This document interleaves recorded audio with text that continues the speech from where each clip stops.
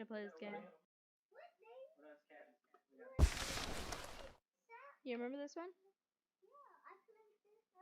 Chapter 3. No, I think I played it. Oh, chapter 3. Finding a friend. The next morning, it was quieter than usual at the breakfast table. Only the sound of silverware and chewing interrupted the awkward silence.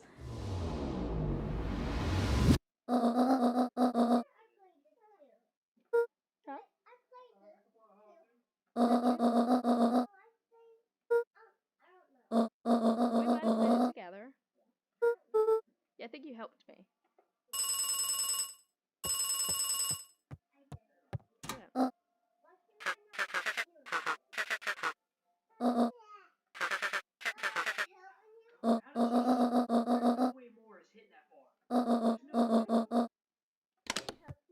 Yes. Press this when I say. Hold on. Go ahead. Go ahead. Go ahead. Gran's brow furrowed. Go ahead. She let out a long sigh. Her voice was quiet and even. No!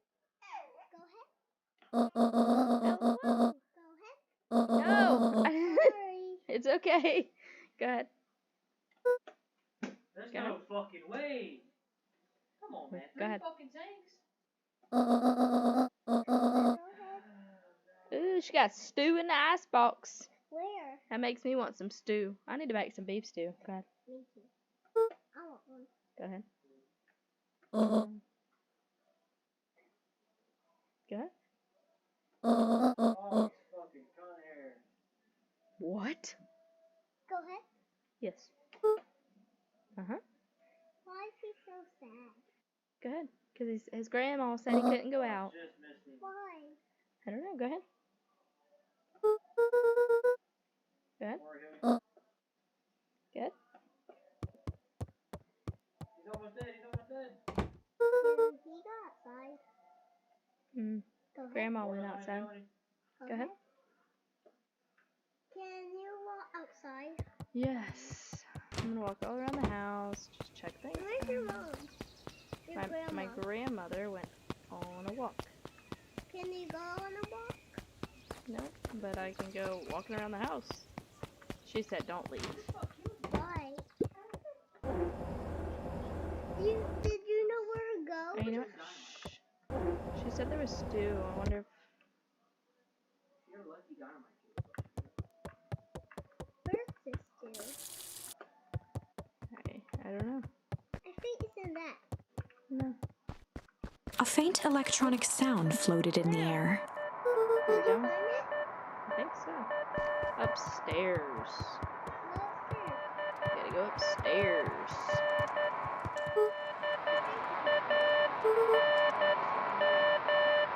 Go downstairs.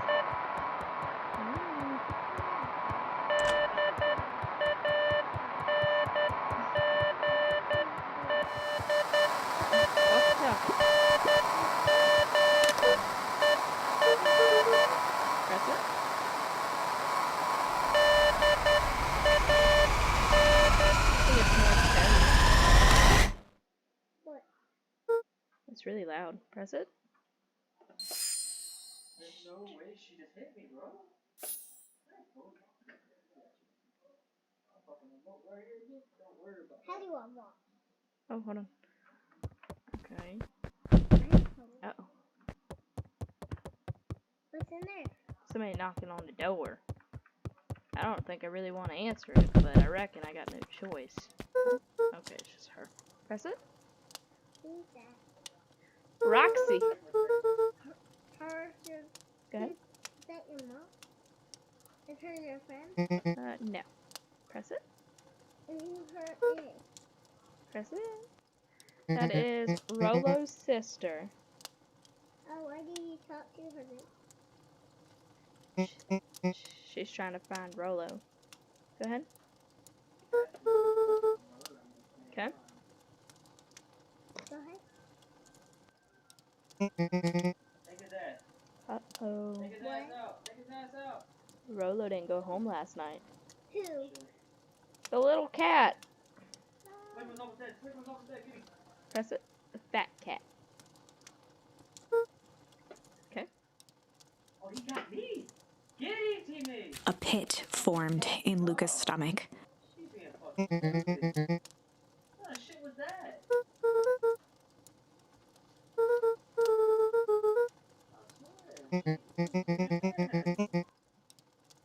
shit was that? Move the fucking thing back. Get 3 people on this. Move it back. Luca's mouth felt dry. Where's Why are Kathy? they talking so much? Mhm. Mhm. Oh, shit. He got us all. Go ahead.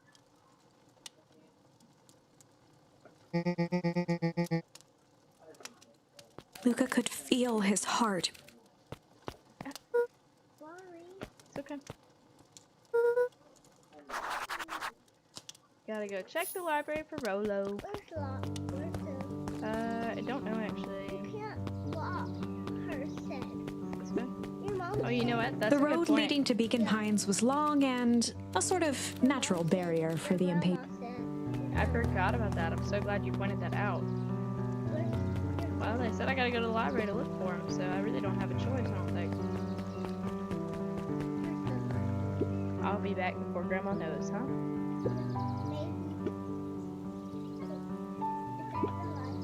No.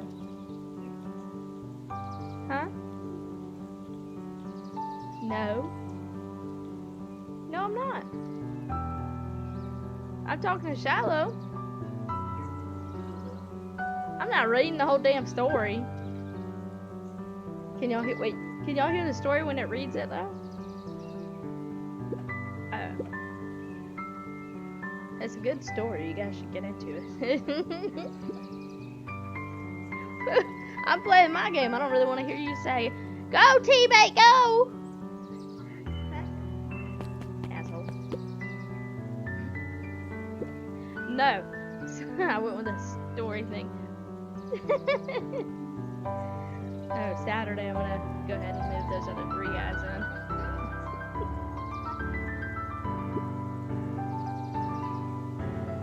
Stupid.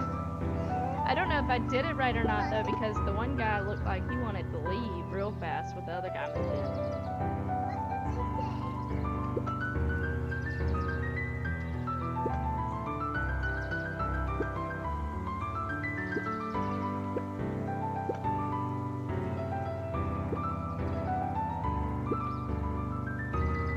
Yes. So that you can stop talking about it. Skylar, why don't you go ask Zach about his game? Why not? Okay, well you don't have to hear me read none of the story if he talks to you.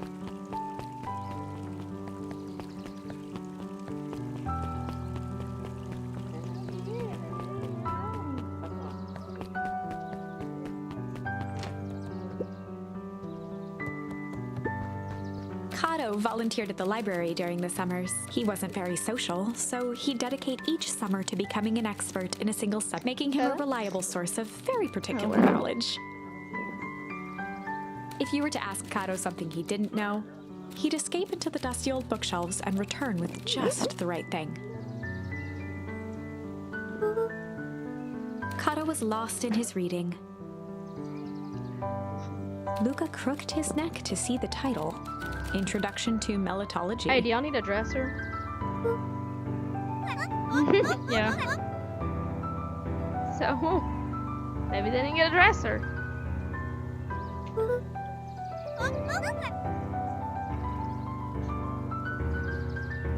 It's 4 big drawers, 3 small drawers. It's a pretty big one though. White and black with gray on top.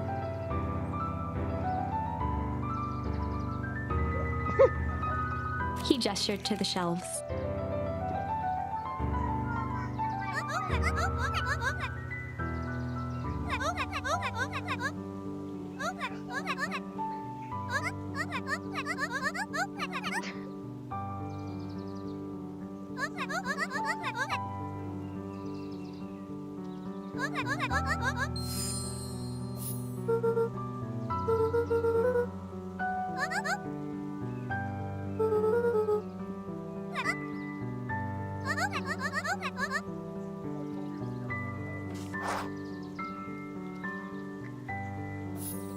Are you selling them because you don't want any at all, or are you selling them because you want something smaller, or what's up? Okay. I was gonna say I could have asked my brother if he wanted to like trade and then pay the difference or whatever, but if he makes a trade, yeah, she probably would. Well, trade does. Yeah, I know he doesn't want anything. I don't know what he's got. Yeah.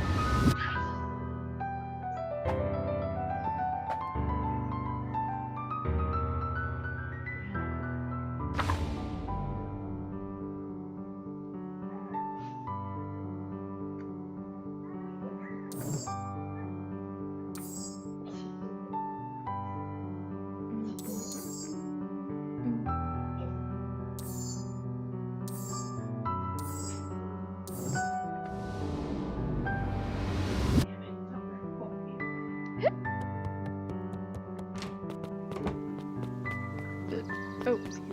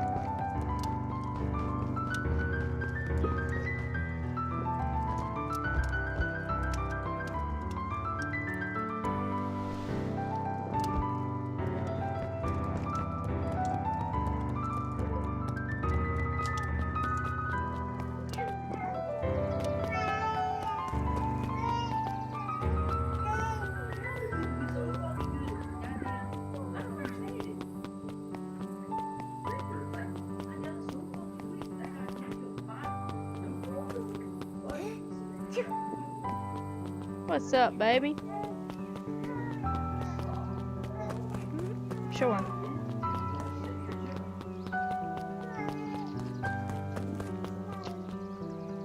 Golly.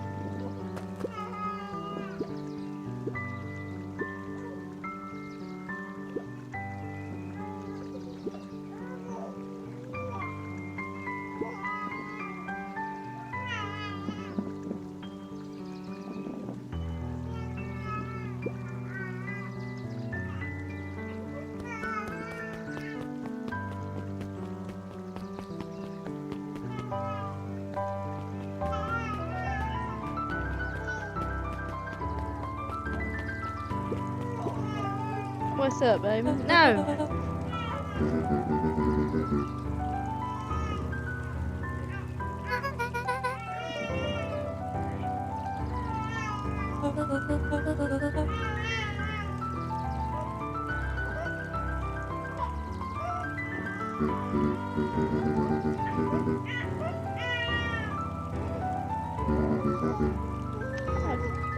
Whoa, you scared the mess out of me, son.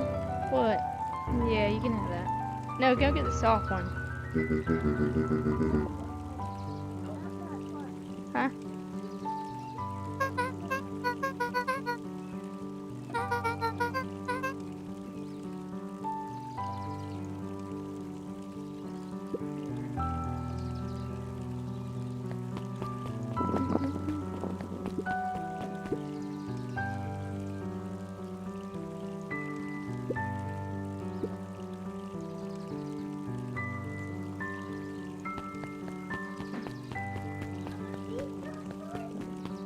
No. Yeah, you can. You better figure it out.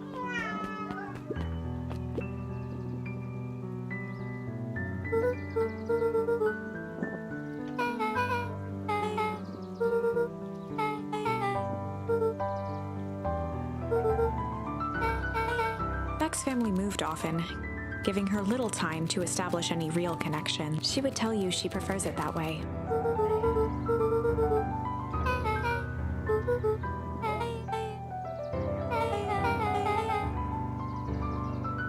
Luca shifted his feet uncomfortably.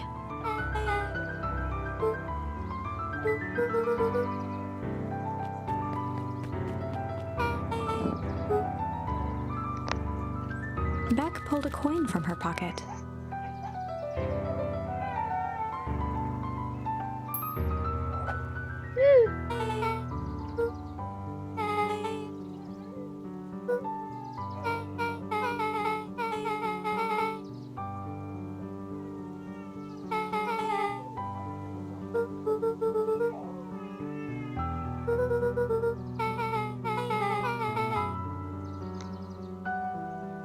No. Are y'all that hungry?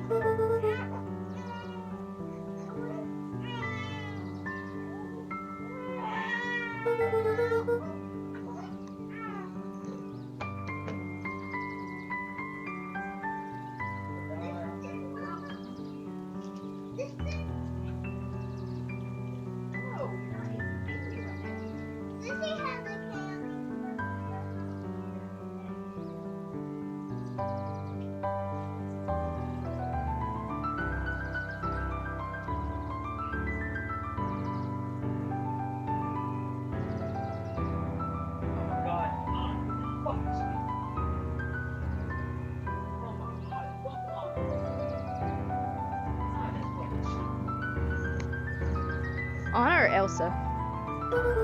It was a joke.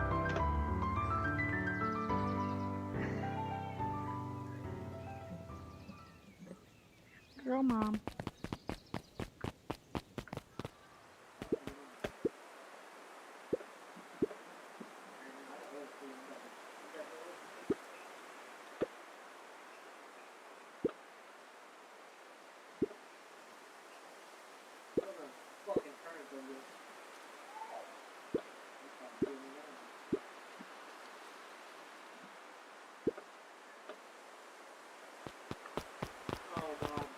Killed one. The fucking hog grabbed me.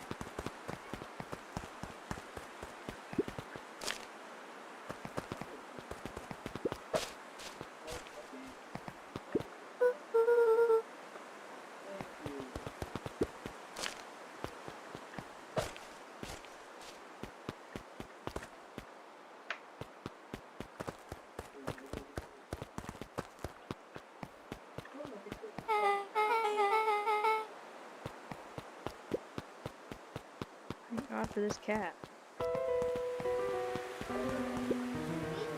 Mama. Good. It's popcorn. I don't want that. Luca felt a chill as he approached Beck. Her eyes were locked on the strange green. The nearby grass was coated in a fine layer of What's that frost. smell? Yeah, it is that. It's got cinnamon on it. Gingerbread. Ew. Well, that's good. I'm glad you like it. Yeah. My Little Pony. No, you do not love it.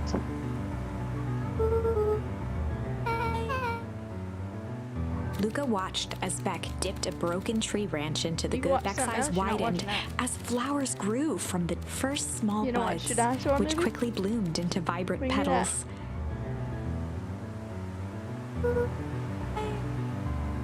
As quickly as they had grown, the flowers began to shrivel and turn. Beck dropped the stick with a grunt of 'Cause- disgust.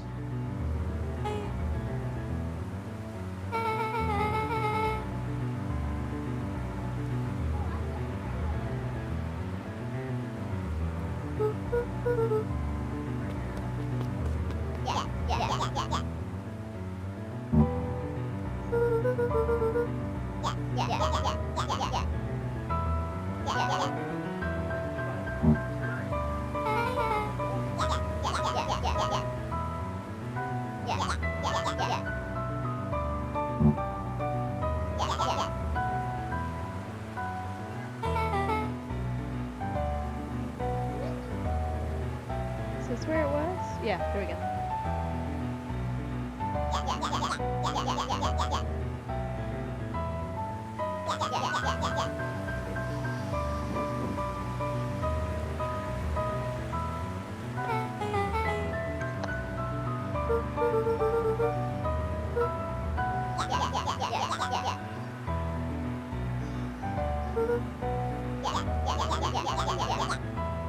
Hey.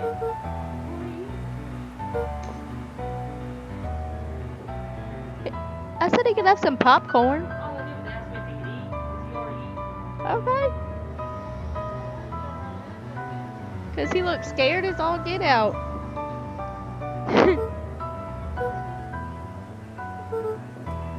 Well, you also said fathead, so I thought you were talking about me, so I turned around.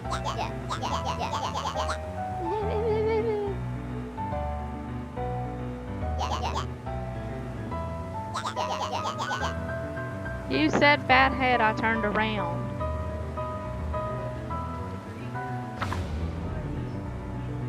Iggy took a step towards Luca, his sneer lit by the glowing puddle. Beck could see tears welling in Luca's eyes, his fists clenched. Does that really look like My Little Pony? Some things about Beacon Pines were very different from the city. Okay, Cade, let me give you some information behind this now. so,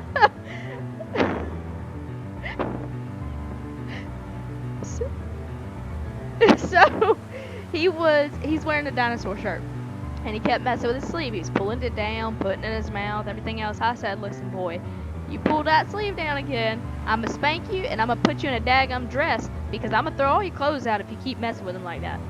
He did it again. I took him to Charlie's room. And I said, alright, which dress is the prettiest one for you? And I said, you want a spanking or you want a dress? But a said, "No, I bully from want a spanking." hayseed town is really no different from a He city was bully. not putting no daggum dress on. Beck took a deep breath and thought, He said, no, Mommy, I'll listen, I won't do it again. Because she loves her.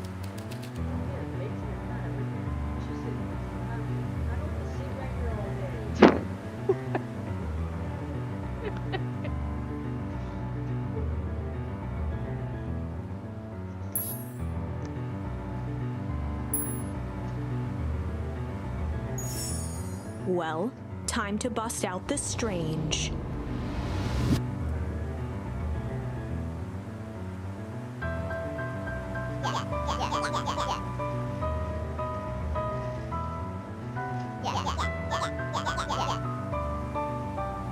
Beck stared in silence, the only sign of life being the twitch of an eye.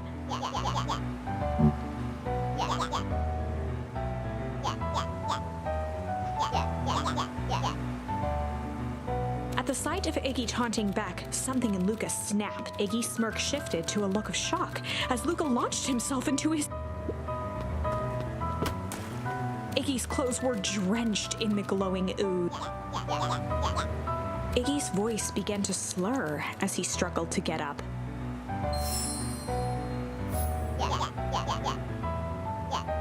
Oh, Lord have mercy.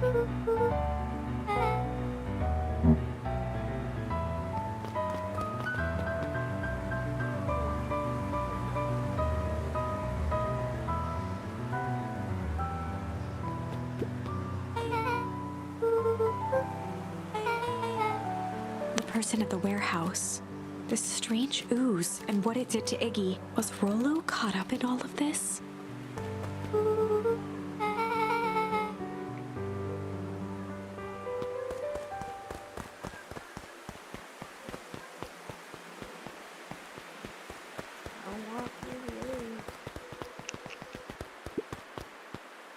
Oh, also, Cade, he's watching Jurassic World, not My Little Pony.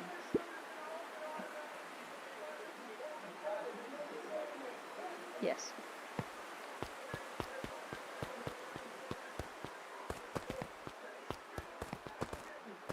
I did not read that.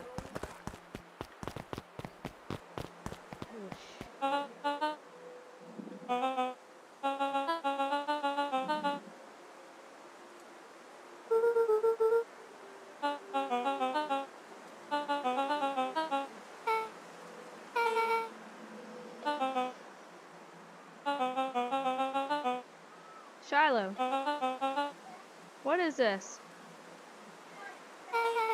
Is that a hyena or a dog? Some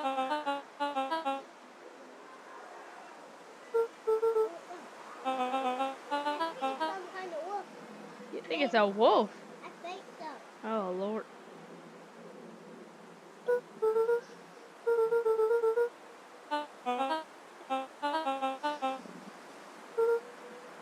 Uh-oh.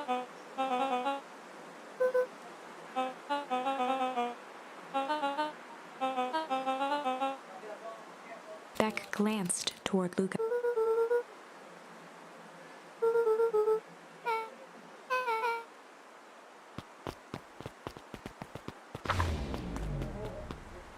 Rolo was safe.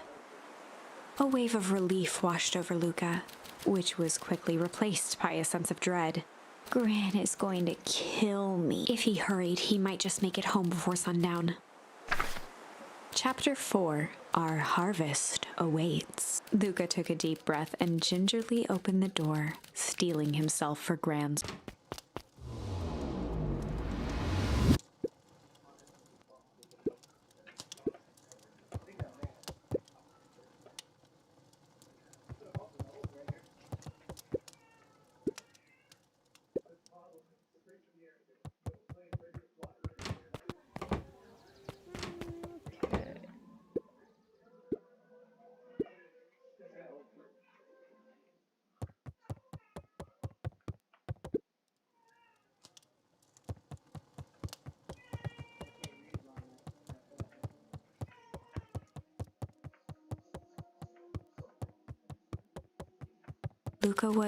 The house was empty.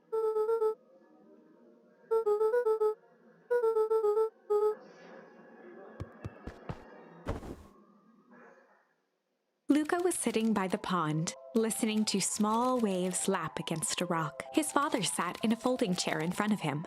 Without turning, he spoke. "Why don't you grab me some nice bait?" "Sure thing, Dad." Luca hopped over to the tackle box and popped open the lid. Inside was a rolling, buzzing mass. "We're fishing with bees?" Luca's father gave a warm chuckle. "Well, you catch more fish with bees than honey. Pick us out a good one." Luca closed his eyes and plucked out a bee. He could feel its wings struggle between his finger and thumb. Holding it at arm's length, he hurried over. His father deftly baited the hook and examined his work. "Interesting choice." With a practiced flick of the wrist, the line buzzed in a graceful arc. Look at that wrist. The water accepted it without a splash or ripple. The wrong choice, but I respect it. The pond began to freeze over. Sometimes we gotta make the wrong choice before we can make it right.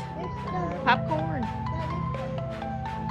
Pallid ice propagated across the still surface with an alarming speed. I guess they're not gonna show us his dream. You know how to open this. Luca scrambled back as the ground beneath him turned cold.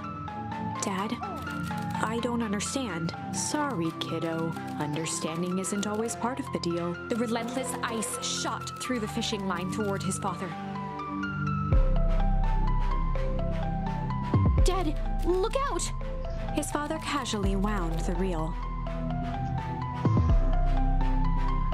"None of it's your fault, you know. Never was."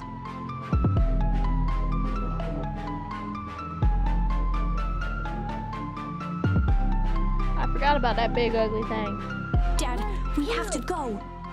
Luca grabbed his father's shoulders, trying to pull him away. "Please, Hey, Shiloh. you have to run." Will you do me a favor?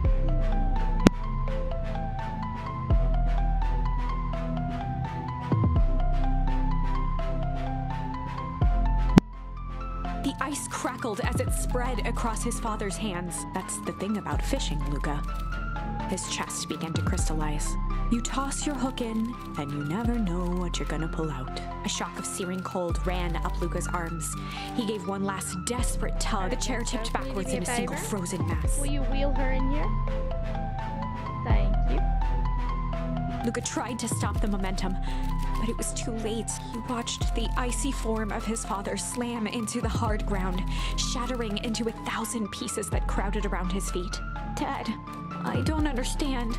What does all this mean?" The gentle rustle of leaves was the only reply.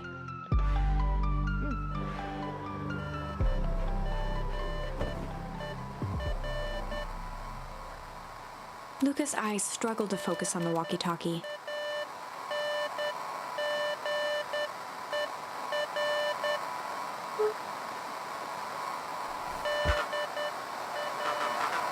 Faintly, he could hear Rollo amongst the noise.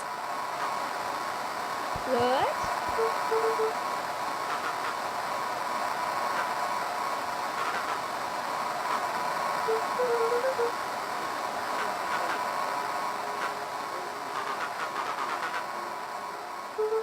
Rollo's voice was coming through more clearly now, but some words were still just static.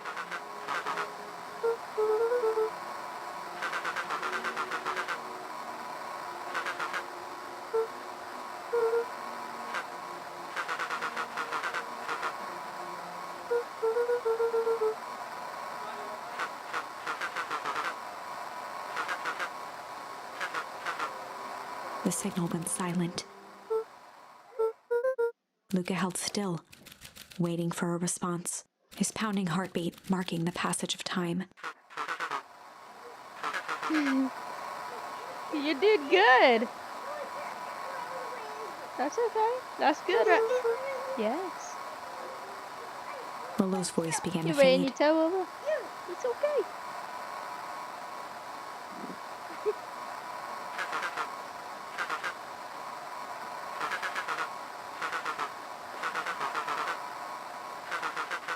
With that, the signal died for good.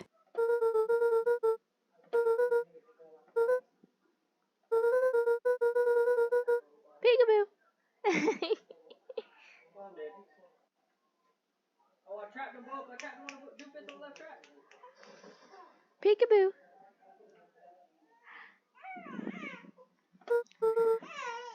Luca grabbed the walkie-talkie and sprinted to the treehouse.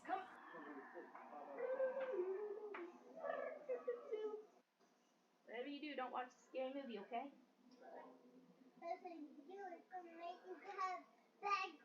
It's the bird dinosaur, babe. It's the bird dinosaur.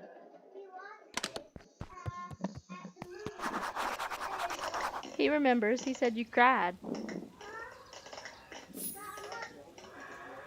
I do not remember the. Luca heard a group of footsteps approach. He dashed behind the bushes to avoid being spotted. It's Grandma.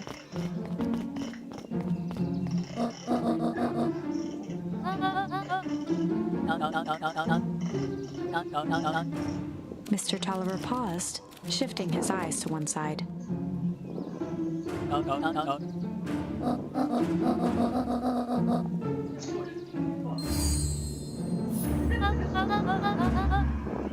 Mr. Tolliver took one long, quiet breath.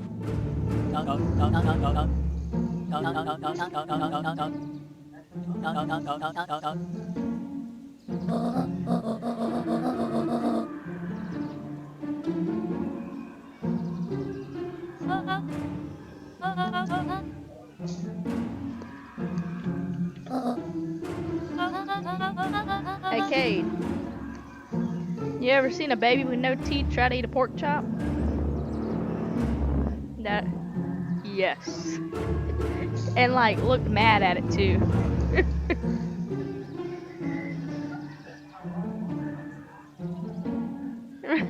I gave her a big old chunk of fat, and I mean, she looked so mad at it, she just did her best.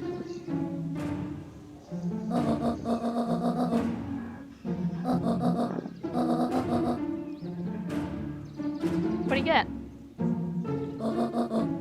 The three shared a determined look. Ooh, living my dreams.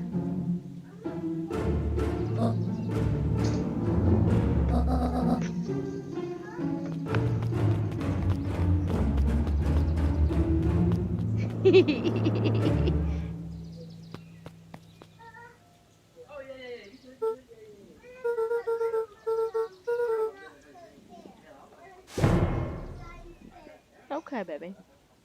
It's louder at the movie theater, so I get it.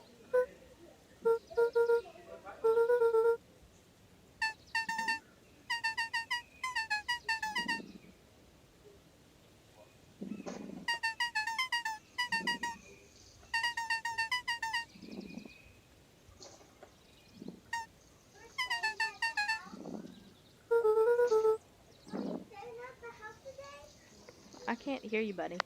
Are we staying at the house today? The house? Yes. Yeah, baby. How did you not hear me a minute ago? It's men. It's staying again. Mhm.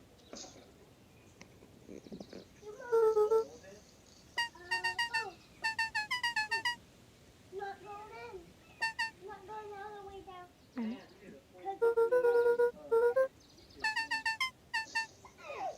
Mhm.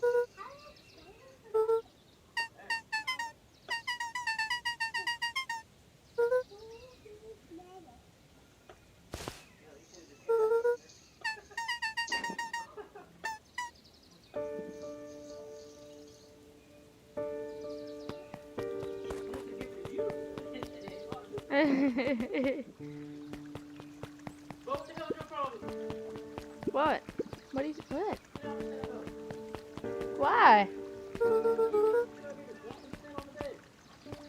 Get down. Oh. Jump over there.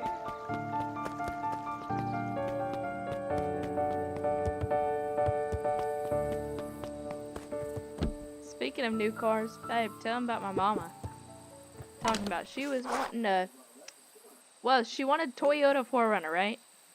She's got a brand new daggum Jeep that she was gonna trade in, and she wanted to get a 4Runner. Thanks, babe. But I mean, she could get any car she wanted. Any car she wanted. She wanted to get a Porsche, right? She was telling me, I'm gonna get a. Yeah. Yeah, exactly. That's what I'm saying. Like, literally could have anything. Exactly. So, but she was like, I want a Toyota 4Runner. I'm like, I mean, literally, me and Zach were sitting there the day before she bought this Lexus, and I said, I hope she don't get no daggum 4Runner. Like, no, she went and got a Lexus something else. She was like, oh, it's like a step up.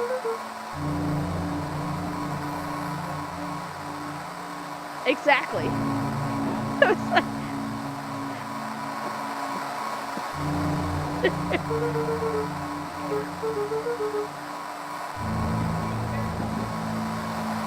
I feel like $100 just hit our bank account. Yeah. Yeah, Butler Trucking, right? Yeah. I really feel like every time I hang out with Terry, like $100 just hits my bank account.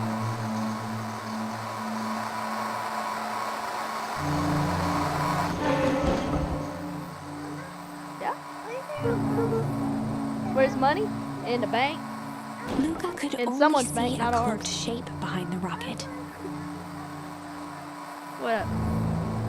Hit on my arm and kick me. Oh, yeah. Ask Zach. I bet he's got something. He strained to hear as a muffled voice began.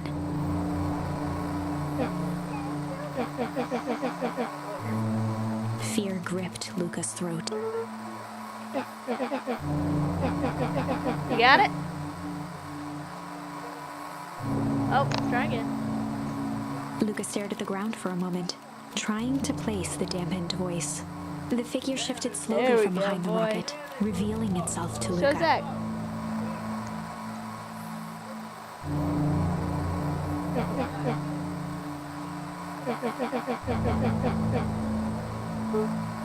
Luca reached over empathetically, Huh?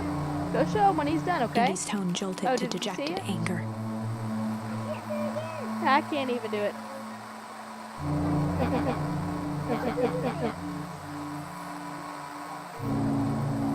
I didn't do it. It went that way. Luca slumped to the ground, overwhelmed by guilt. Give it here.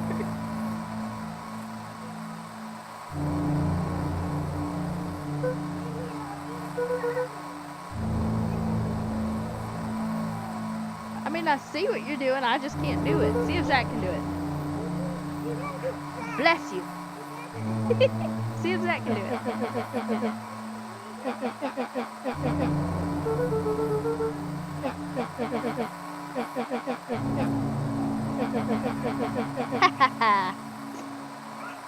Cute. Did that come from Zach? Uh-oh. Zach, give me that. Oh.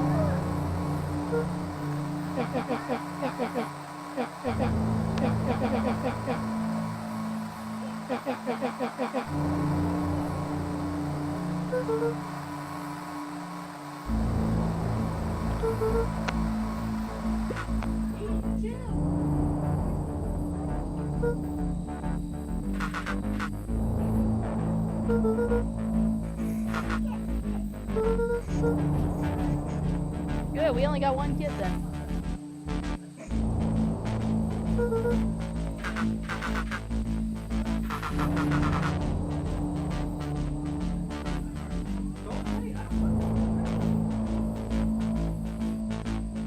Alright, what you get? What'd you get, Steph, for Valentine's?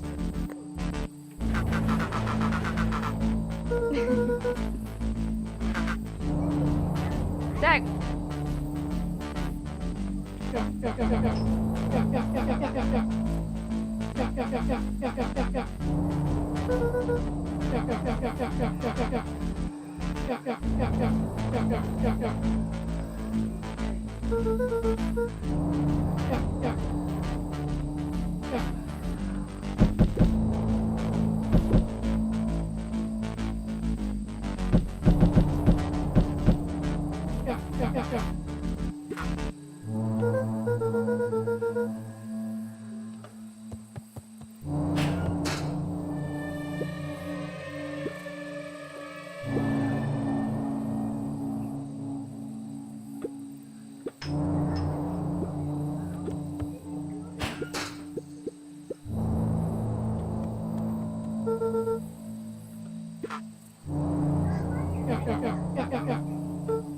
Babe, what you getting me for Valentine's Day?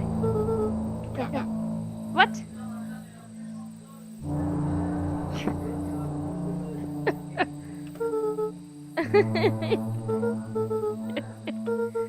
He done got something okay.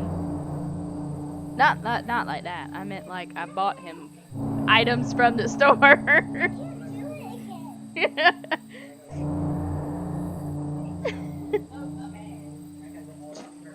You ain't gotta go all out.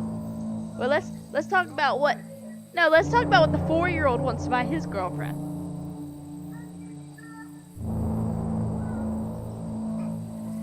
A ring. Okay. A ring, but not a puppet ring. Not a. I know. A real one. Shiloh wants to buy his girlfriend a real ring that is not a popsicle ring or ring pop. Yeah. But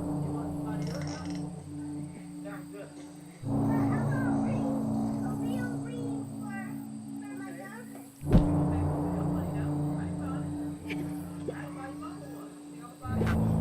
Iggy slumped to his knees.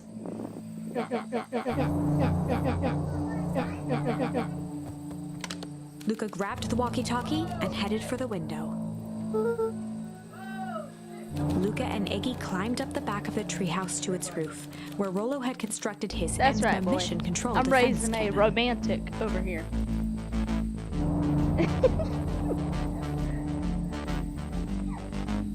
Well, he's getting something right from me. He wants to buy his girlfriend something real. A real ring. Like y'all did. That's right, like we did. From behind the crowd of clipboards, William Kerr Yeah. strode forward, a warm smile on his face.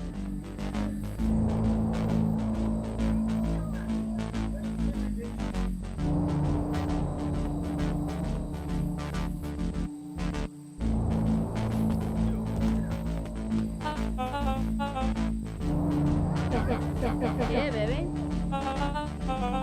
Oh, easy, Shiloh. You're gonna hurt yourself. Don't do that. Hey.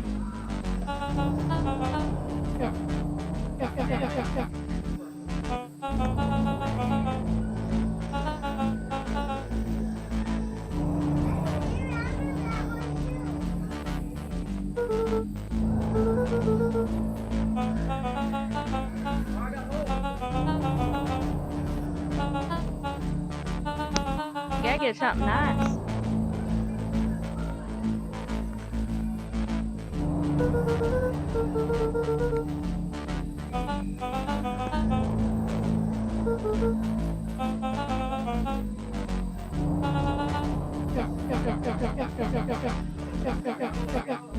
Kerr's smile faltered.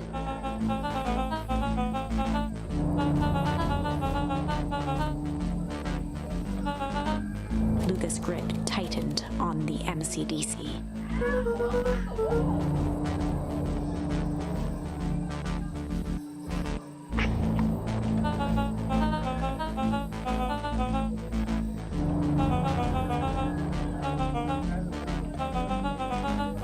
I'ma knock you out myself. That's right. That's right, baby.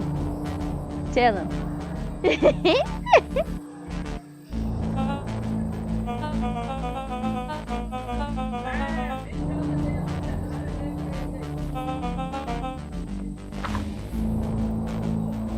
Luca's mind raced. He was caught in a trap. What do you do when there's no hope? He wiped his cheeks with a sleeve. What are you gonna do, Luca?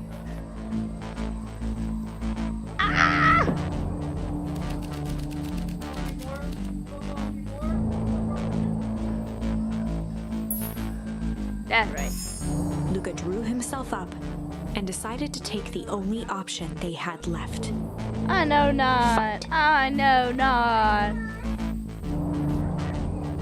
He swung the mission control defense cannon around, aiming it confidently at the smirking face of William Kerr.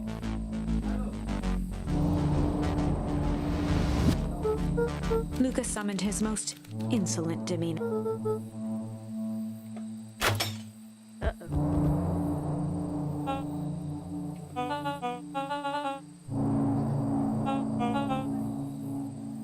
Oh, let's stay in a Terry.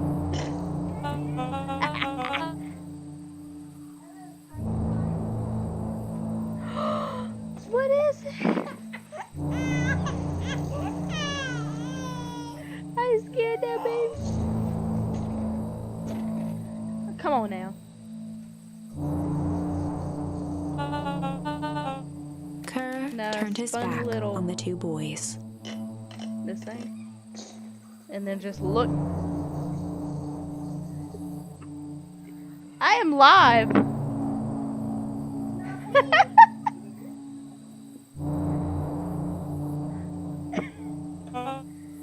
With a nonchalant wave of the hand, he made his exit. As You the gotta turn clipboards music began on. to slowly advance on the treehouse, Luca looked to Iggy with resignation in his eyes. The end. That escalated quickly. Maybe discretion was the better part of valor here. It's funny, baby. It's funny. Let's put a pin in this for now.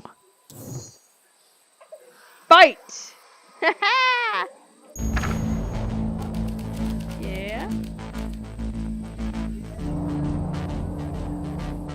What time it is? What time it is?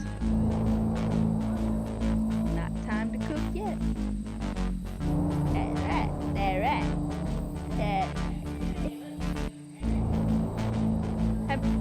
Shiloh, will you push this here baby to her daddy? Alright, alright, yeah. Ooh, push. Push, push, push. Bye, baby.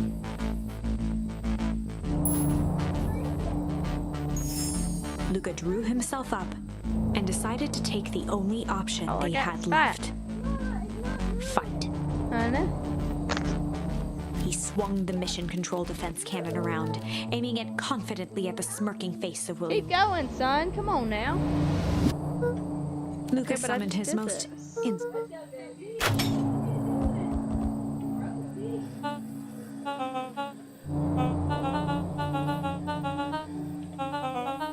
Kerr turned his back on the two boys. With a nonchalant wave of the hand, he made his exit. As the clipboards began to slowly advance on the treehouse, Luca looked to Iggy. The end. That escalated quickly. Let's put a pin in this.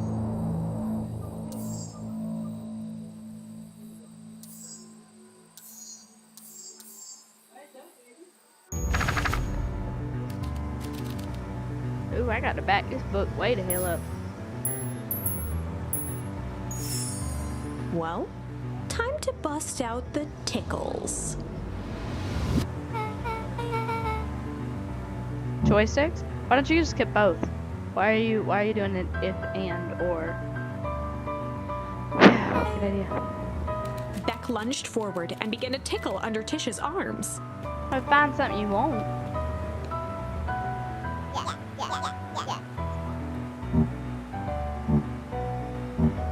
Okay. Tears began to form in Tish's eyes as she gasped for breath between gales of laughter. Beck redoubled her efforts until Tish finally had had enough.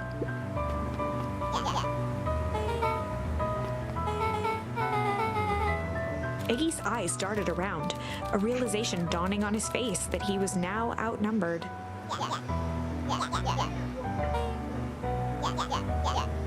Iggy kicked at the puddle before making his escape. Uh-oh. Beck shook the ooze out of her hair as best as she could.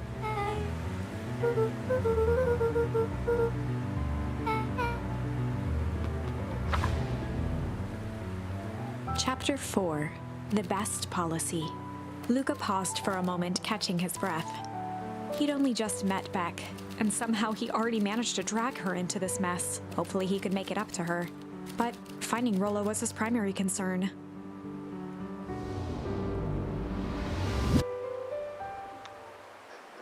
Babe, you need a refill?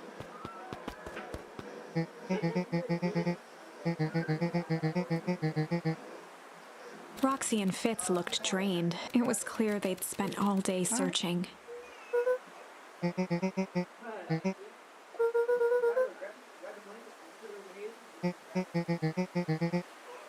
Roxy's temper could often be dismissed as Don't the cover her impatience of an head. older Just sibling. give her the blanket to chew on.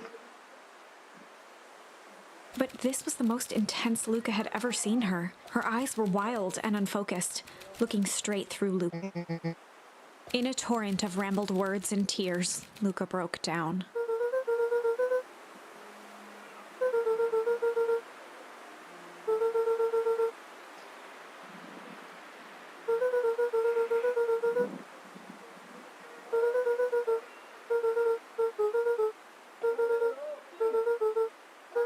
Yeah? Gotcha, bitch! What silence for? This one or this one? Oh, I like that one. Roxy, still exhausted and angry, softened briefly as her eyes hunted the ground in thought. With a determined sigh, Daddy. she looked up at Luca. You like both sides? Yeah, what's this? Is it its arms?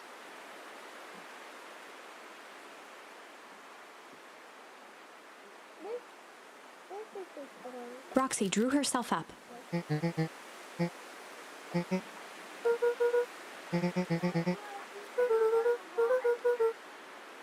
Roxy tried to think of the Yeah. safest place Isn't to that my send rock? Luca. You put it on my desk. Wait, you can put it Can I? Can I put it right here? You can put it in my pencil. You could. Oh, here's a good part in the movie.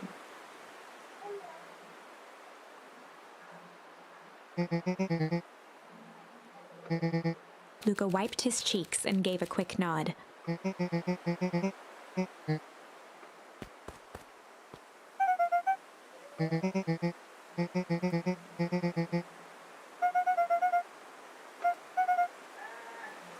Looking into the puddle, Roxy rubbed her arms to warm up.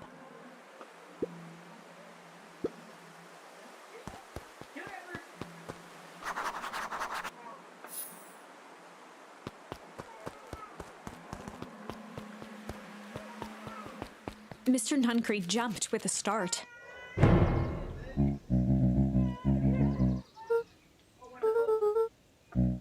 Luca motioned to the phone booth.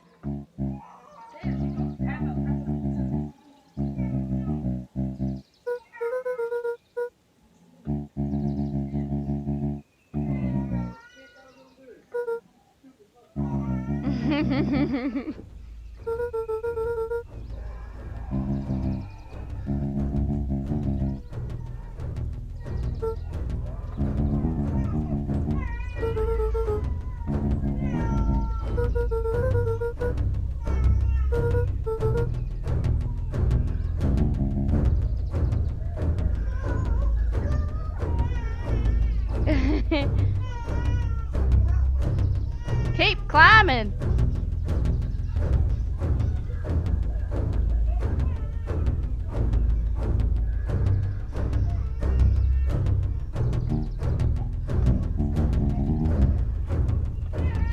Mr. Nuncreed gently placed one of his substantial hands on Luca's shoulder.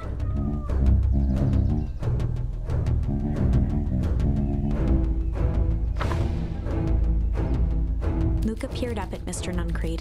Kind eyes warmed a stern face. There was a deeper emotion hiding beneath it all. It was subtle, but Luca could sense something eating away at him. There was a shame lurking behind those eyes. A deep sadness. If Mr. Nuncreed was that worried about Rollo, maybe he could help.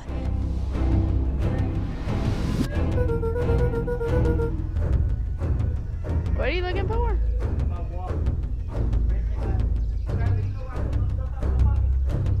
I'm about. Shiloh, it's okay. I'm about to go. Mr. Nuncreed raised an eyebrow.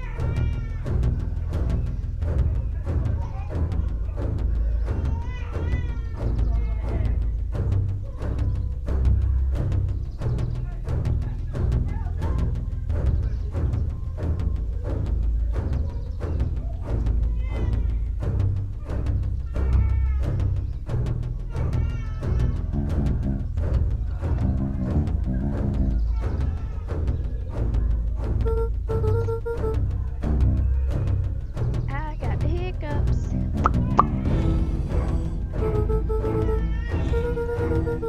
Oh no. Alpha got gas.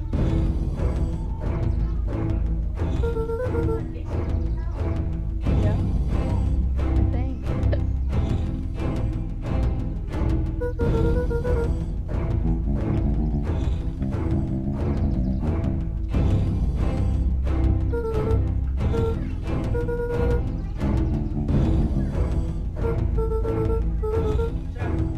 Mr. Nuncreed's shoulders slumped. A deep sigh bellowed from. Luca attempted to take a step back, but Nuncreed's hand clamped down on his shoulder.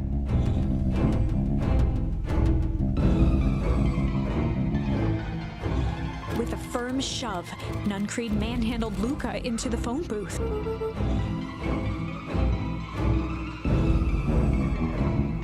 The door latched shut with a mechanical hiss.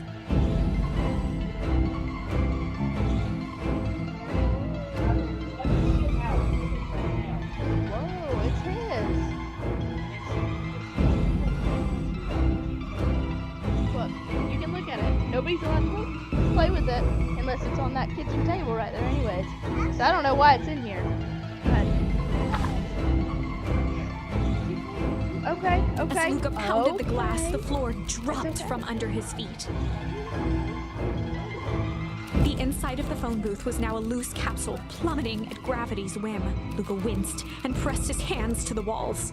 As he braced for impact, the capsule hurried to a surprisingly smooth stop.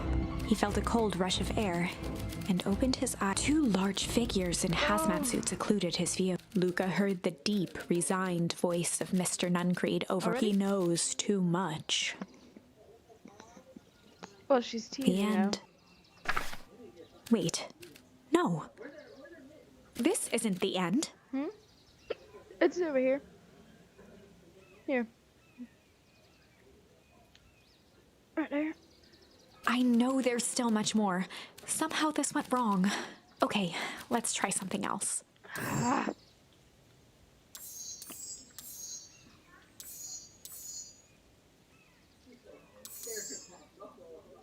Mhm.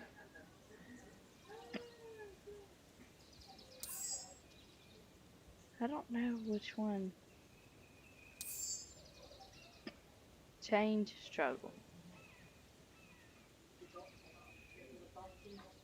I did. Ouch.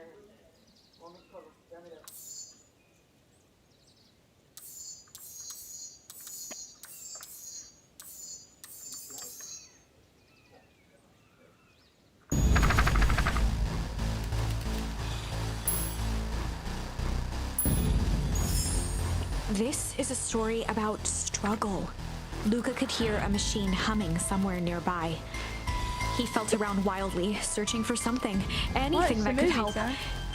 His hands found a hard object, maybe a tile? He yanked it free, lifting the cold stone. Let me go! Luca swung the tile as hard as he could at the shape that still held fast to his leg. As long as He you heard get the me a crack printer. of glass as the stone hit the assailant's mask. With a muffled yelp, the hand let go.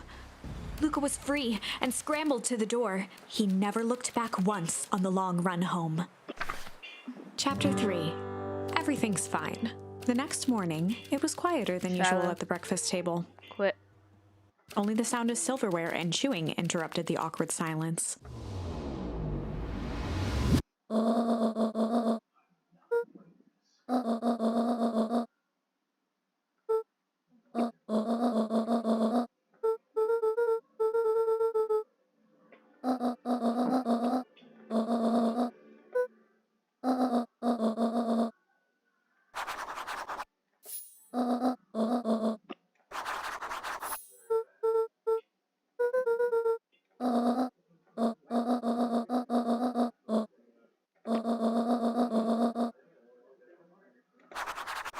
Good.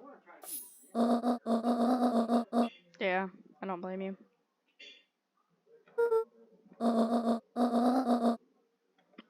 Charlie, please leave it alone, son.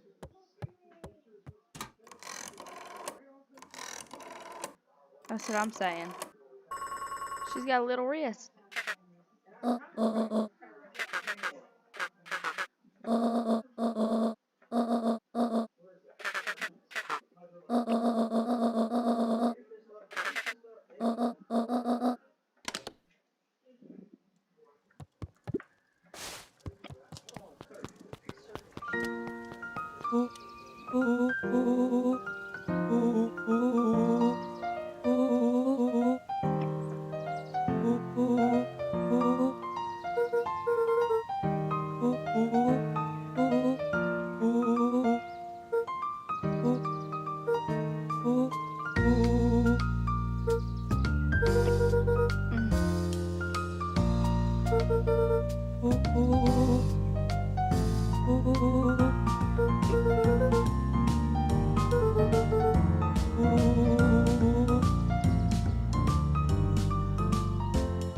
I would just get another Samsung.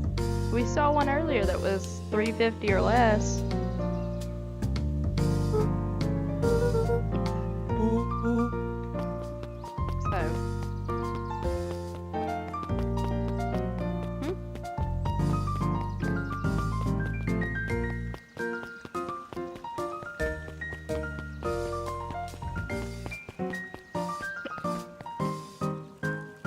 That daggum hiccup, son.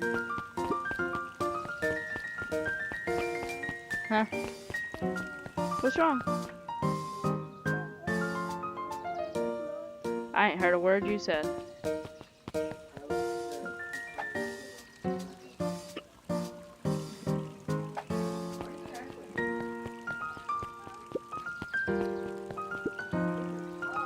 Eris Valentine, oldest of Sharper Valentine's children, and heir to the Valentine fortune, had a way of making questions seem like demand.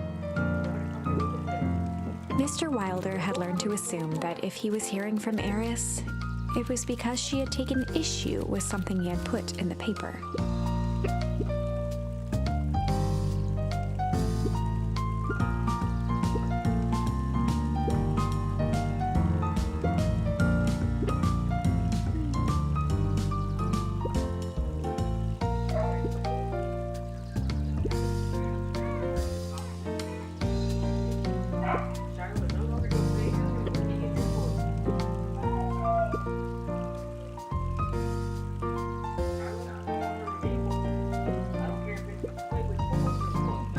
Mr. Wilder averted his gaze and began to polish his mop. Oh, witch.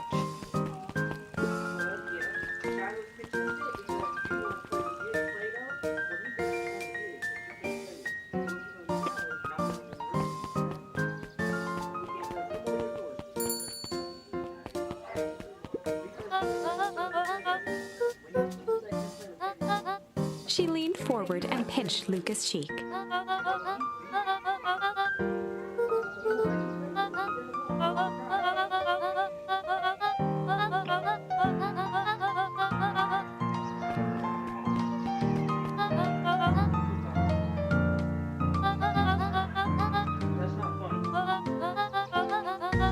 Hello. Okay. Hello, little one. Your feet is kind of cold.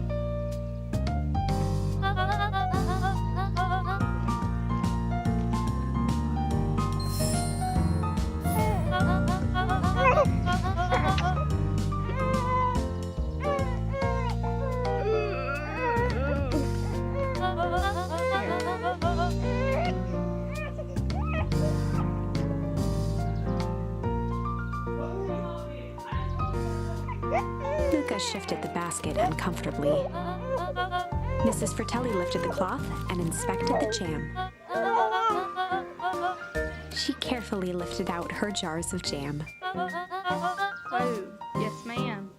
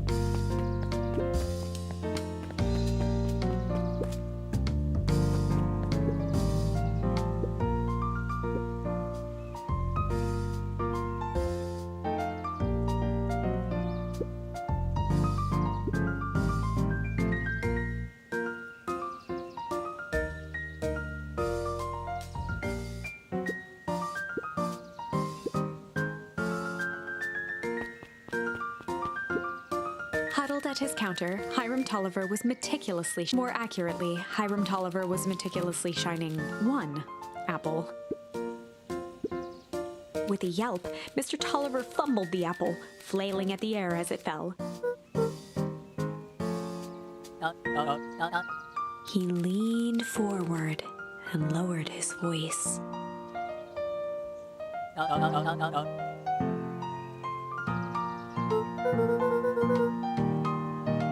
He leaned in a bit further.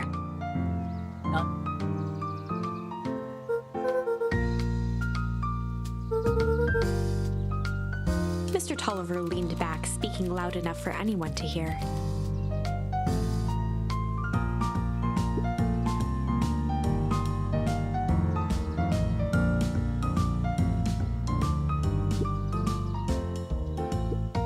He reached forward and snapped up the jars of jam, giving Luca a little wink.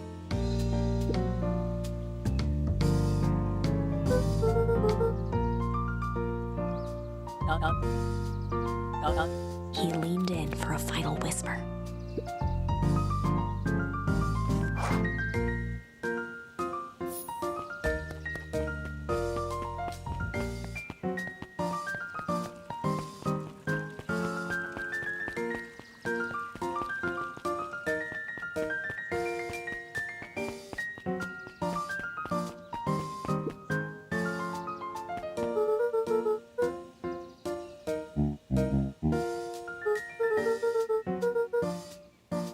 Mr. Nuncreed eyed Luca for a moment, then nodded in agreement.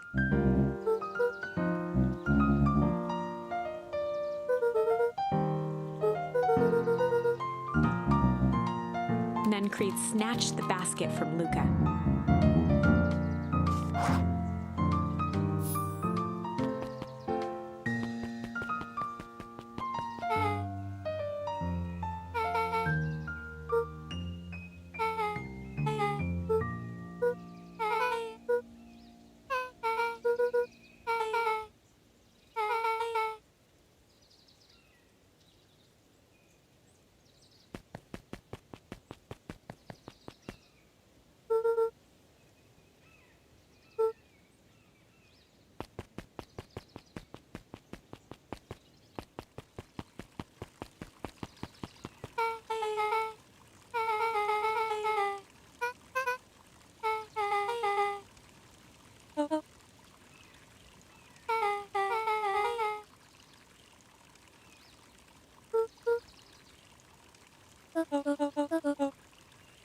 Beck locked eyes. The look on her face was equal parts expectant.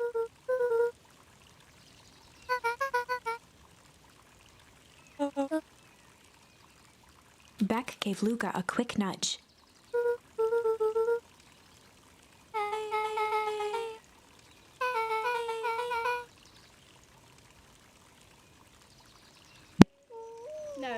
No, he's making a ball. Sorry. I'm muted because somebody's screaming at me. Tell him what. Alright, I'm gonna mute it so I don't scream in your ear.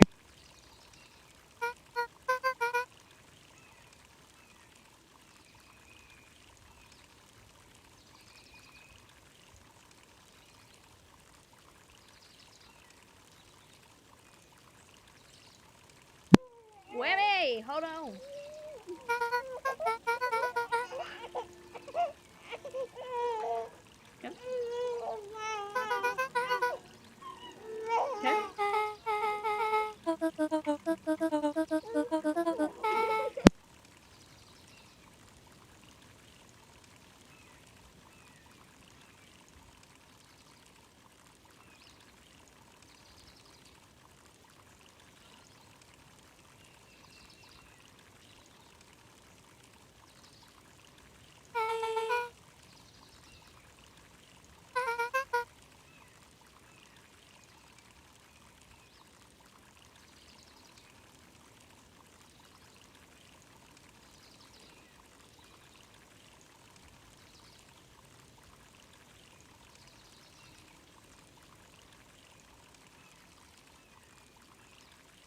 Here he comes, Whammy.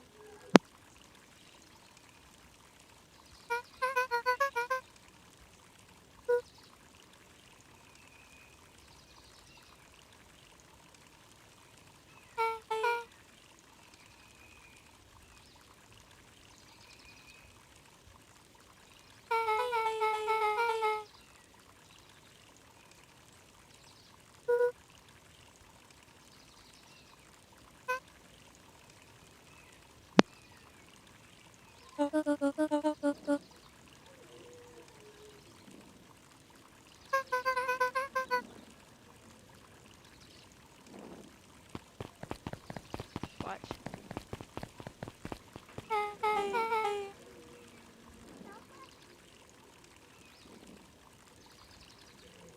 I think I was muted earlier. Kate, I asked if she was yelling at you. Well, I know you said she was yelling at the dog.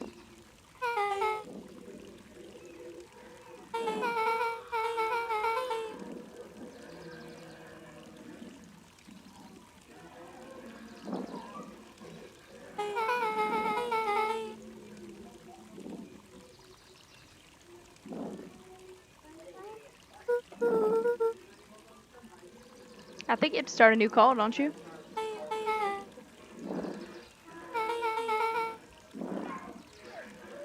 Wait, do we? No. No.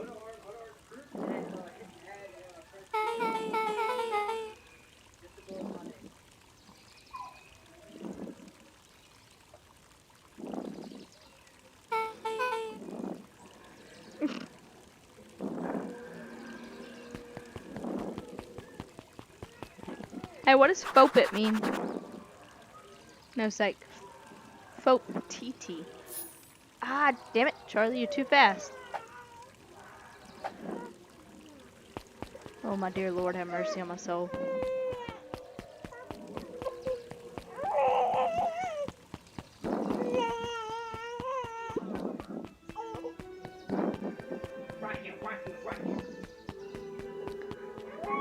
Oh, Lord, have mercy on my soul. I don't know yet, right there. Okay. It was.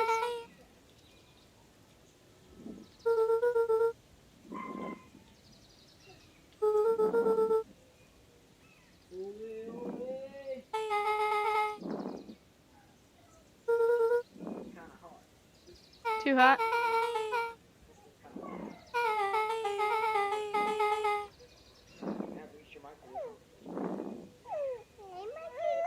Too hot.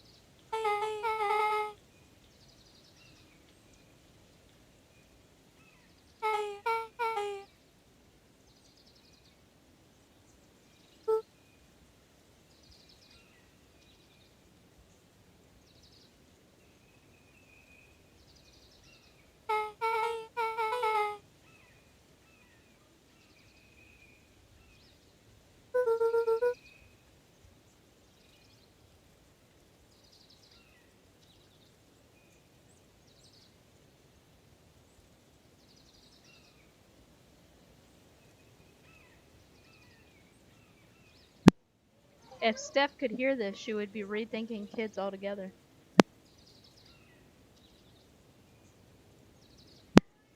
I said, this is a shit show over here. Don't have more than one, and you're good to go.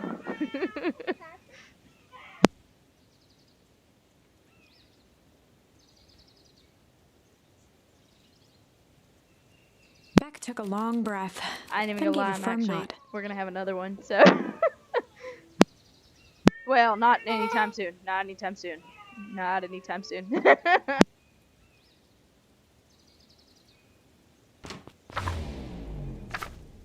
Chapter 4.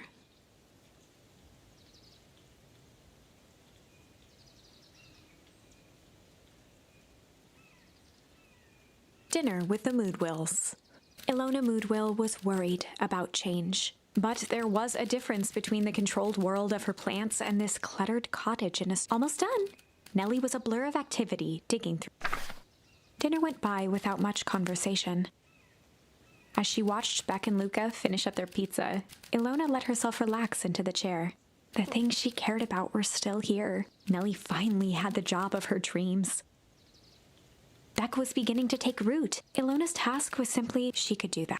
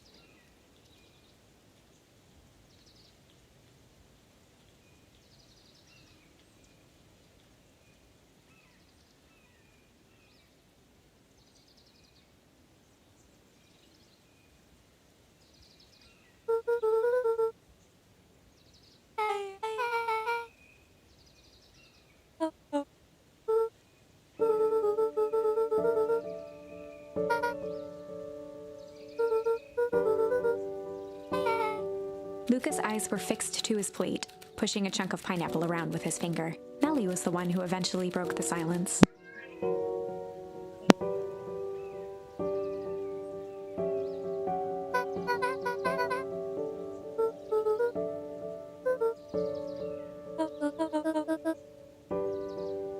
Ilona nervously gestured toward the boxes.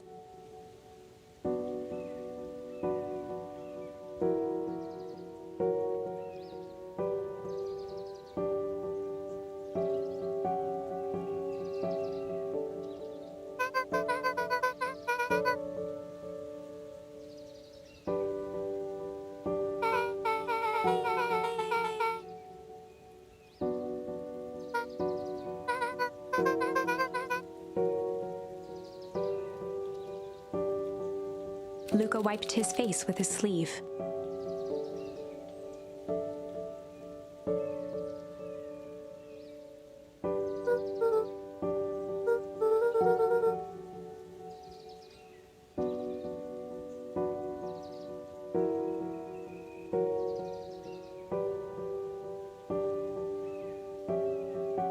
Beck gave Luca a swift kick under the table.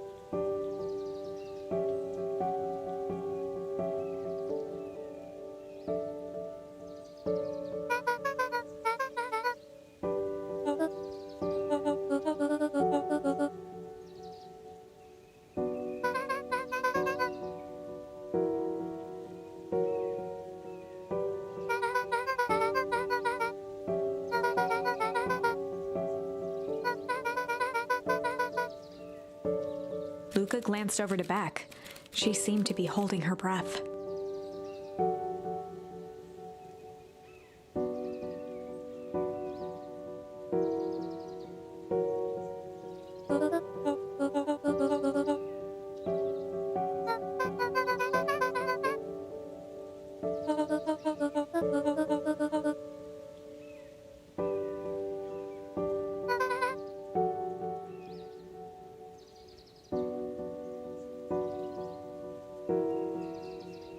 Beck slammed her fist into the table, perhaps harder than she...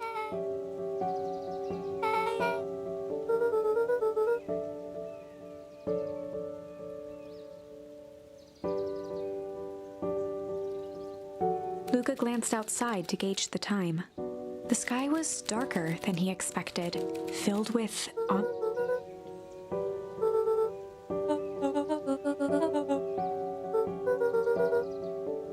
Luca wiped his mouth one last time with his napkin and started to get up.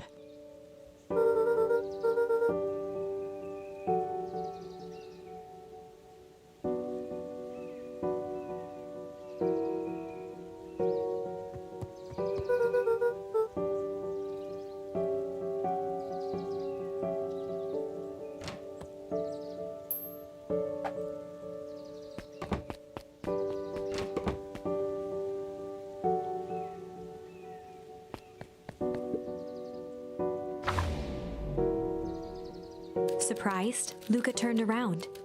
He knew Rollo could be prickly around new people. But Beck seemed cool. Rollo would warm up to her eventually. Well, I'm fixing to hop up anyways. I gotta cook dinner and whatnot. So I mean, y'all can just do it through Overwatch if you got to. Probably. He's trying to.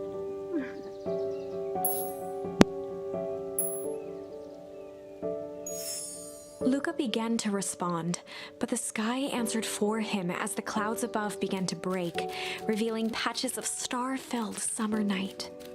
Moonlight filtered down, shimmering in the treetops.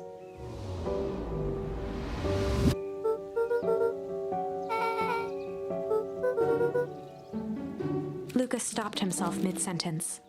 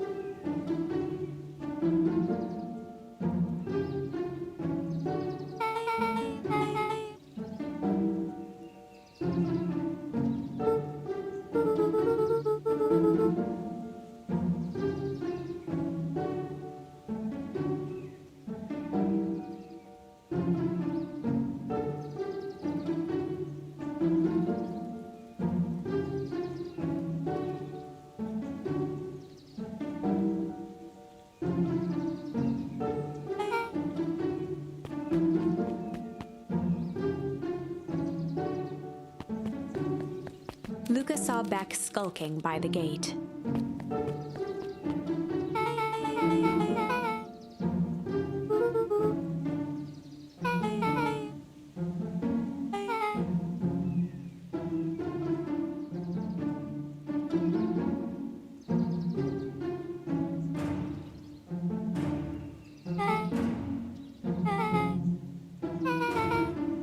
Beck grabbed the wrought iron bars and shook the gate.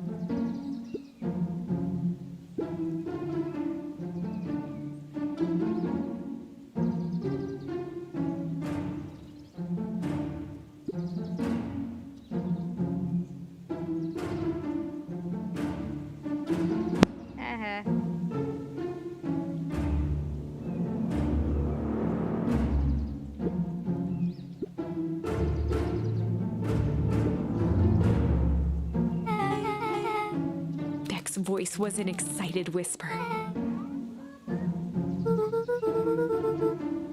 that ain't his dad. No, his dad's dead.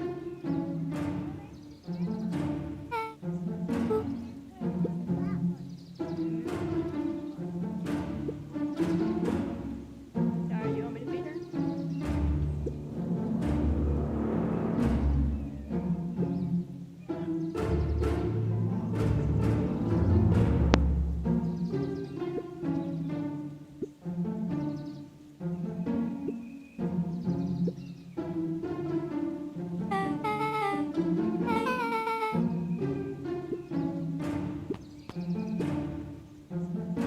The mysterious figure retracted their mask, hair pushing out from all corners.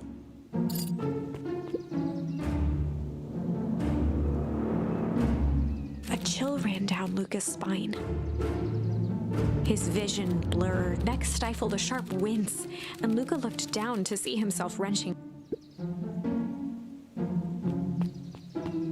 Gran tousled her hair back under the face mask.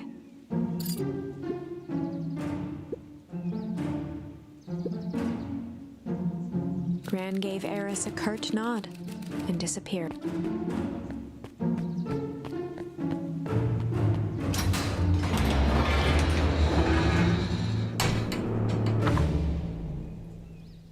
Chapter 5.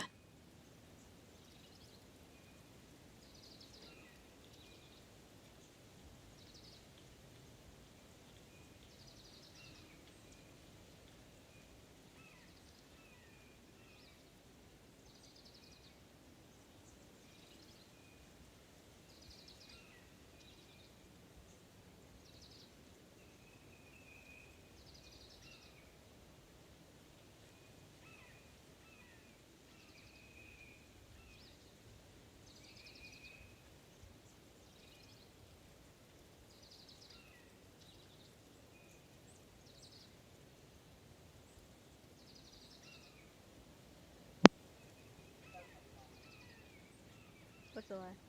I never had nobody say to me. The hell? Sometimes. Only always. Alright, y'all gonna help me cook dinner real quick? Come on.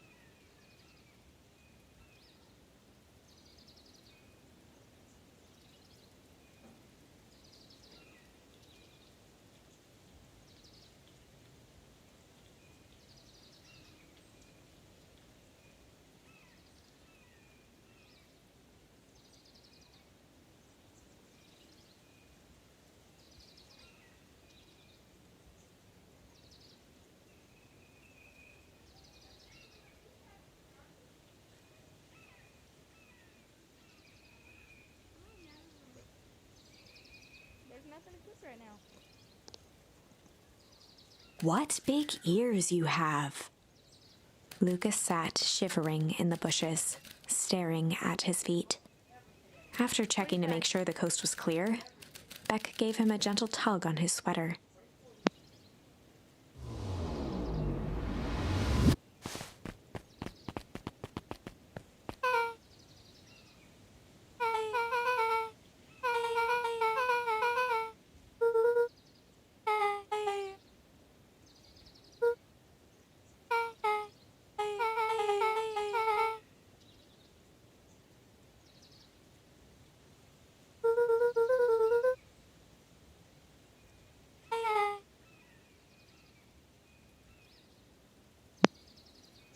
No, stand up. Press it. Press it.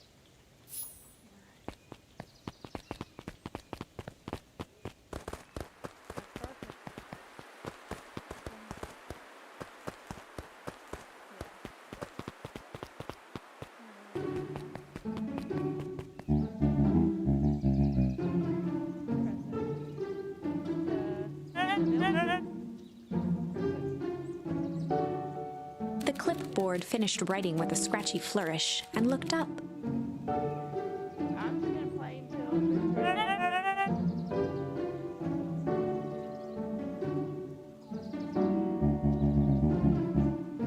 Not yet, no.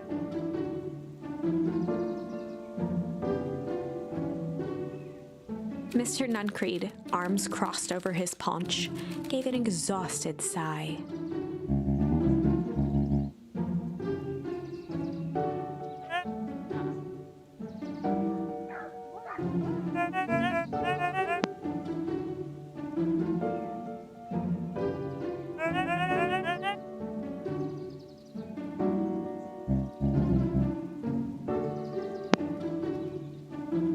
If I'm happy, that means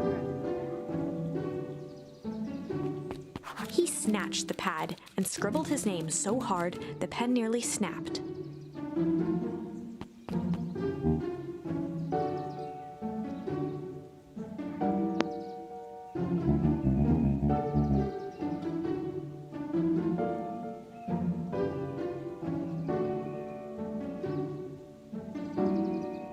The clipboards looked at each other for a moment, almost pondering the possibility.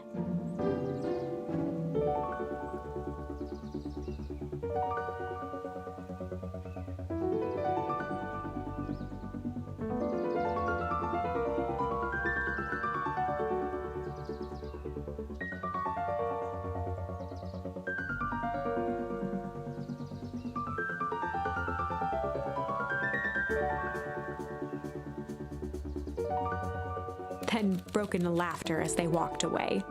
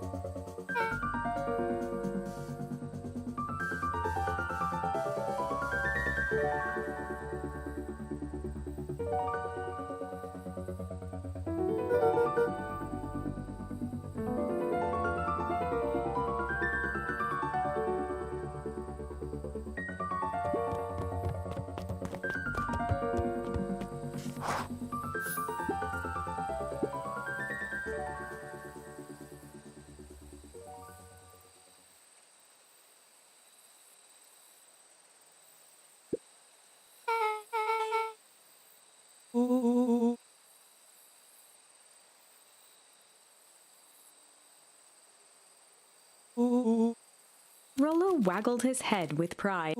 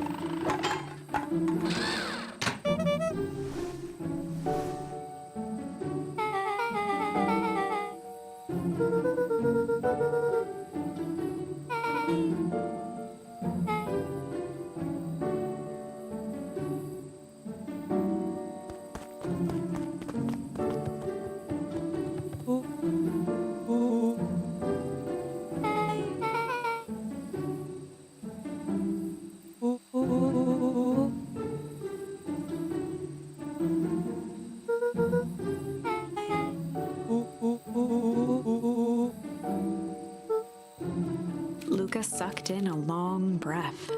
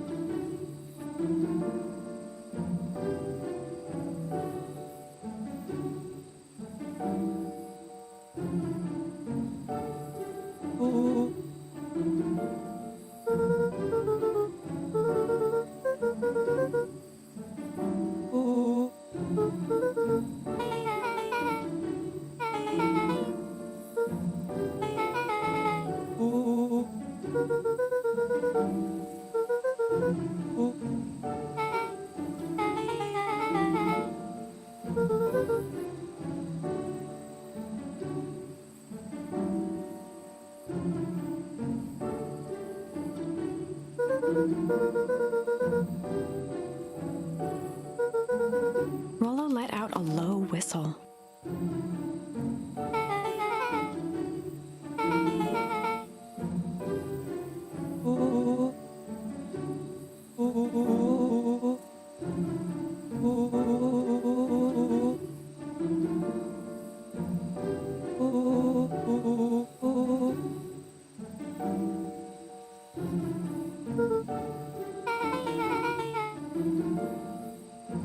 Rollo and Luca shot back a look.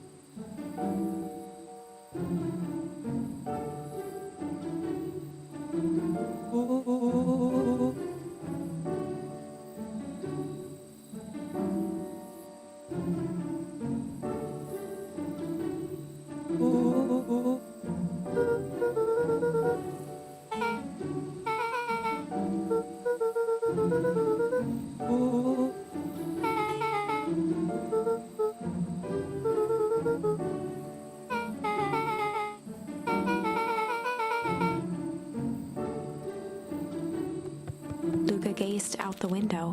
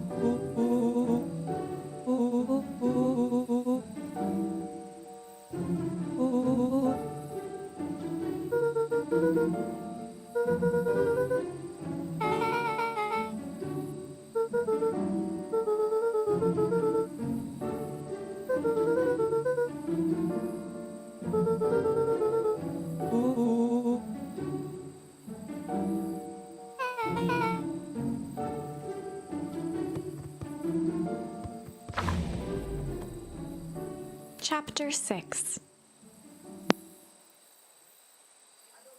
Secret Lair. Summer forged ahead, but the nights only seemed to grow colder. Luca walked home slowly under the pale starlight, cautious to avoid any more surprises lurking in the shadows. Reaching home, he slipped quietly into bed, half dreading what they might discover the next day.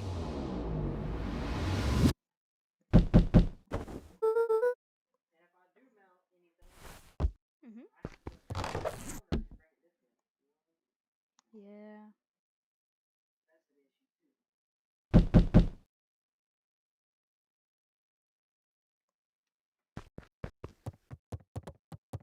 Or whatever you think.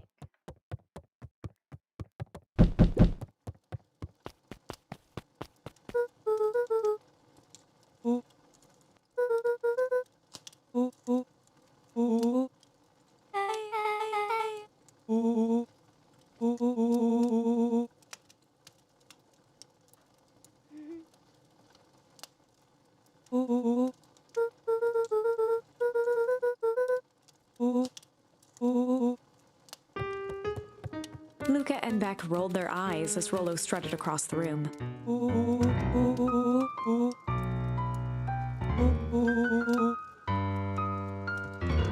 Rollo flung open the cabinet with confidence. Yeah.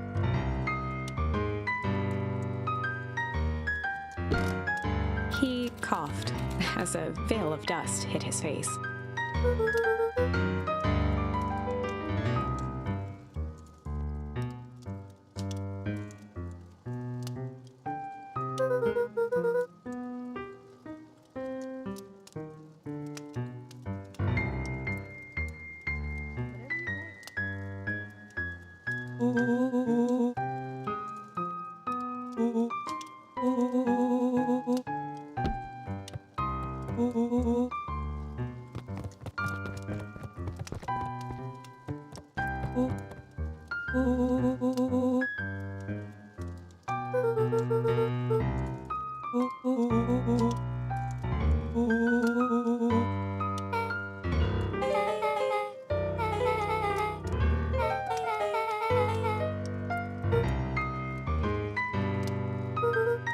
What's he doing?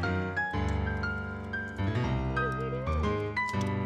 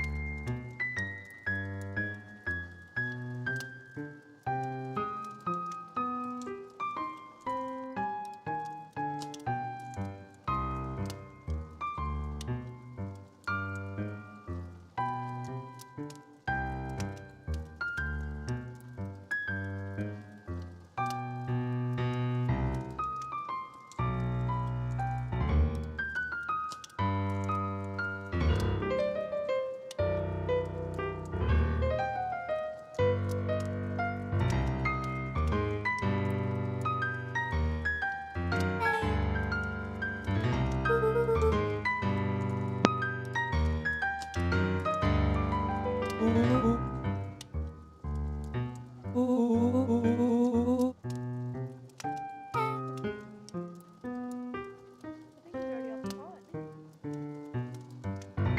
Hear me? Babs. I think he's already off the phone.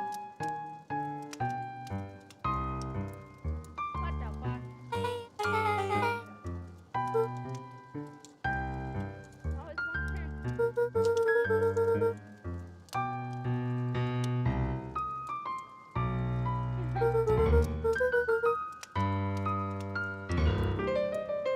A look of realization crept onto Luca's face. All three kids snapped to glance at each other, then sprinted in turn toward the kitchen.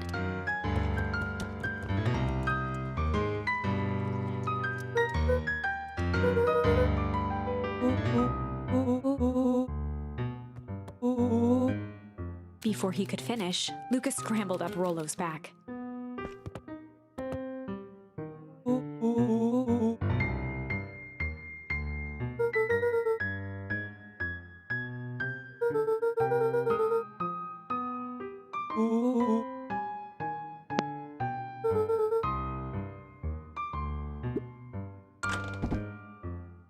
The three crowded around the hutch to peer in. With the glass doors opened, a perfect porcelain display gleamed in front of them. Their eyes searched for anything amiss, but the only distinct feature was its impeccability.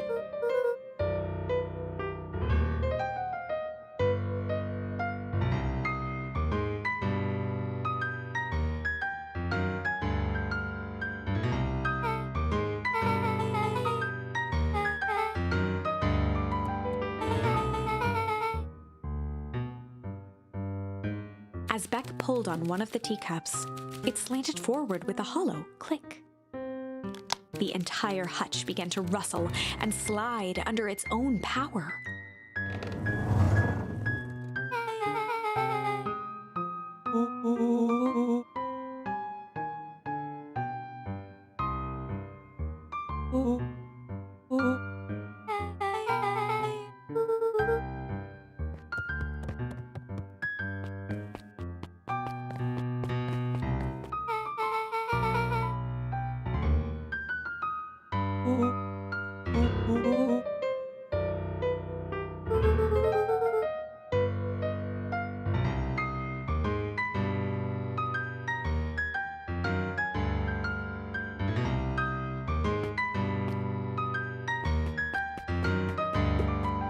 Luca jostled each cabinet drawer in turn.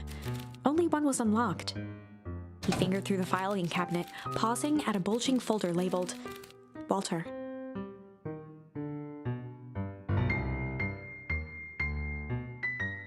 For a long moment, he just stared at it.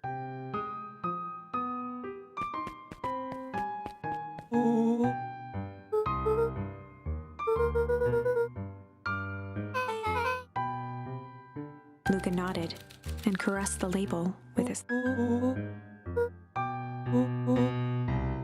Rollo swiped the folder from the drawer and began leafing through the pages.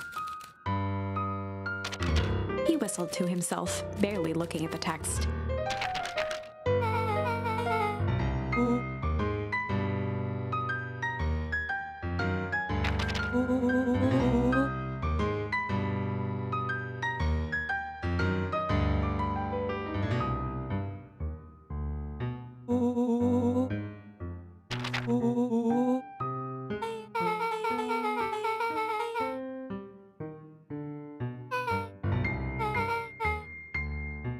He stopped at a page and mimed, holding up a monocle.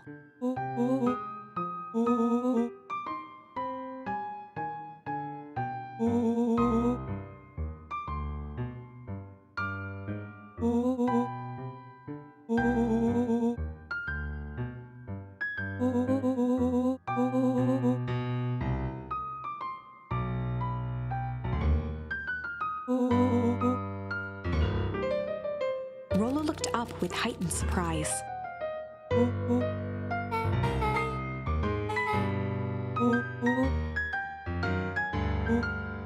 Rollo's finger traced across the page.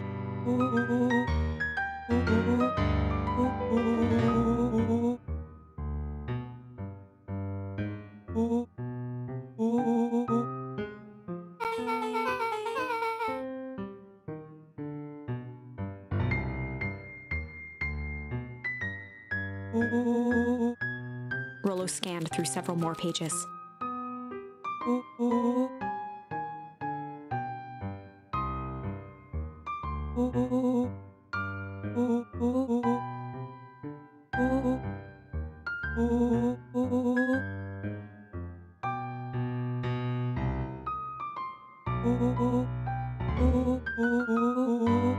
Luca, staring blankly at the cabinet this whole time, spoke softly.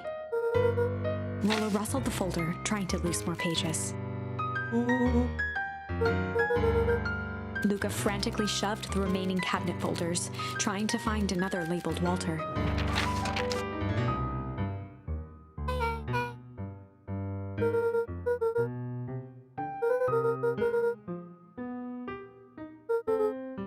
Luca slammed the drawer shut.